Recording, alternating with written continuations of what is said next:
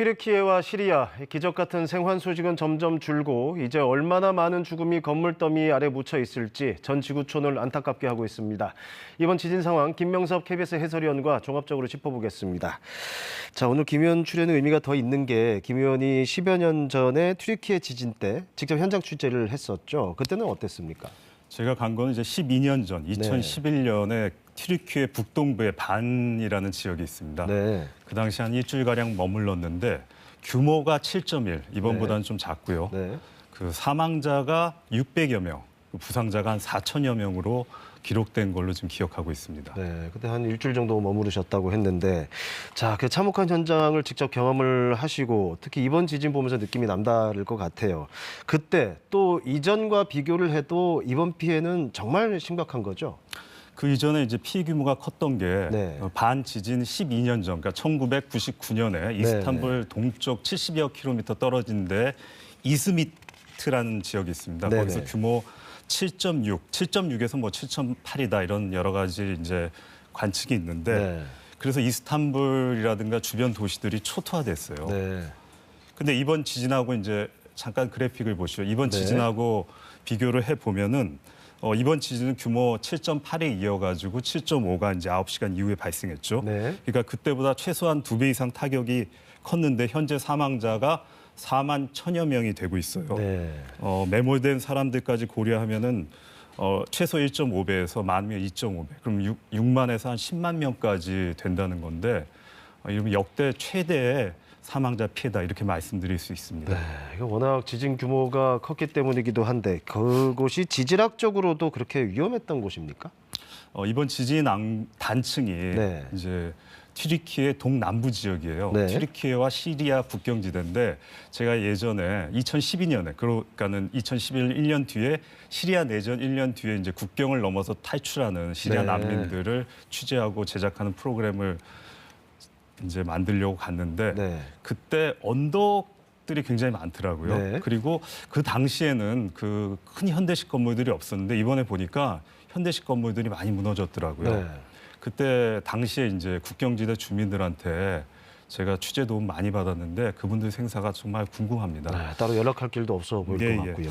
그 이번 지진의 지질학적 특성을 그래픽으로 보면은 그 지각판이 이제 그 중심에 아나톨리아 판이 있고요. 그 아나톨리아 판이 이제 위에 튀르키예가 있는 거고 그 사방 북쪽으로는 유라시아 판, 우측으로는 그 아라비아 판, 밑으로는 이제 아프리카 판이 있는데 그 아나톨리아 판 양쪽으로 이제 큰 단층이 지나가고 있어요. 북아나톨리아 단층하고 그다음에 동아나톨리아 단층인데 앞서 얘기한 1999년의 이즈미트 지진, 2011년의 반 지진 등은 그 북아나톨리아 단층에서 발생한 겁니다. 근데 이번 지진은 그동안에 활동이 뜸했던 동아나톨리아 단층에서 난 거거든요. 이번 지진과 관련해 가지고 서울대 지구신부 지표 상호작용 연구센터에서 연구 자료를 정리했습니다. 그 센터장인 김영희 서울대 지구환경과학부 교수 말을 들어보시죠. 들어보시죠. 북아나톨리안 단층 같은 경우에는 규모 7.0 지진이 지난 100여 년간 12번 발생을 했습니다. 그래서 물론 이제 인구 밀도가 높고 여러 측면에서 이제 지진 대비가 비교적 잘 된 것을 생각을 해볼 수가 있겠습니다. 그래서 동아나톨리안 단층에서는 지난 100년간 규모 7.0 이상의 지진이 발생한 적이 없습니다. 따라서 이 지진에 대한 대비가 그 지역에서 덜 됐을 가능성이 굉장히 높고요. 좀 대비 얘기를 했는데 그래도 이해가 안 되는 건 주변에서 큰 지진들이 있었으니까 대비를 했어야 되는 거 아니냐. 뭐 이제서야 건설업자들 체포 소식도 전해지고 뭐 이렇게 뭐 되고 있는 것 같아요. 제일 중요한 게 내진 설계와 건축인데 이번 지진이 난 지역은 거의 이런 준비가 안 됐다고 보면 될 것 같습니다.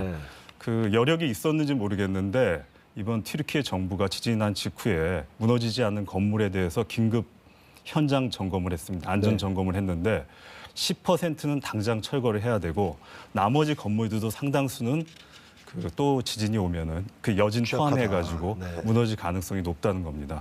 1999년에 그 아까 큰 지진 얘기 드렸잖아요. 그 지진이 일어나고 난 다음에 이제 이스탄불 대도시들이 초토화돼가지고 지진세라는 걸 걷어요. 내진 설계라든가 내진 인프라를 이제 구축하기 위한 돈인데 네. 지금 현재 대통령인 에르도안이 당시 대통령이죠. 2003년도 이제 총리가 되면서 네. 경제 개발을 박차를 가했는데 주로 이제 도로라든가 다리 이런 인프라를 구축을 많이 했는데 네. 실제로 그때 거둔 지진세는 그 내진 설계 건축에 들어간 게 아니라 이런 도로라든가 다리라든가 이렇게 보이는 거에 치중했다는 지금 비판을 받고 있습니다. 네. 그러니까 인구 밀집 도시들, 북아나톨리아 단층 위에 있는 도시들에 대해서는 이제 인구가 많으니까 집중을 해가지고 이제 좀 준비를 했는데 이 시리아 국경 지대에서는 설비가 이제 부족했던 것이죠. 네. 그러니까 지진이 난 이후에 현 정부가